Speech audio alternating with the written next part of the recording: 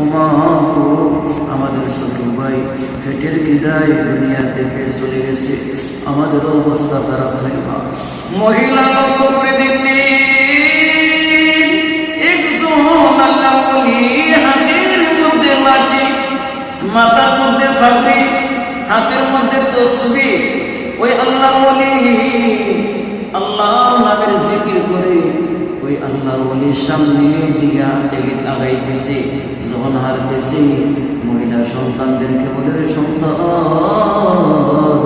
তোমরা ওই আল্লাহর ওলির কাছে চলে যাও, গিয়ে বলো আমরা নবী বংশের মানুষ, আমাদের বাবা দুনিয়াতে নাই, আমরা এখন খাবার কোথায় পাই, আমাদেরকে আপনি বলে দাও আমরা কোথায় যাবো, কার দরবারে চলে যাবো।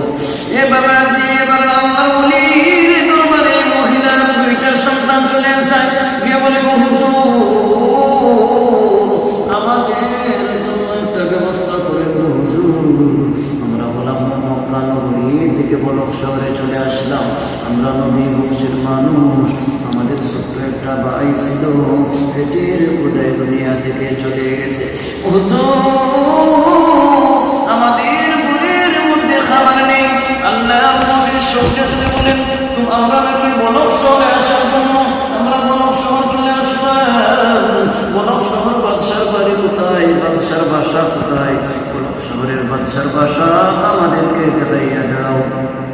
ওই আল্লাহ ওলি বলক শহরের বাদশার কাছে যখন দুইটা সন্তানকে নিয়ে যায়, মা শহর যখন দুইটা সন্তানকে নিয়ে যায়, যাওয়ার পরে দেখে সিকিউরিটি দাঁড়ানো আছে, সিকিউরিটি দাঁড়িয়ে আছে গেটের সামনে, বলতেছে ও সিকিউরিটি ভাইরা তোমরা দুইটা সন্তানকে বলকের বাদশার কাছে যেতে যাও।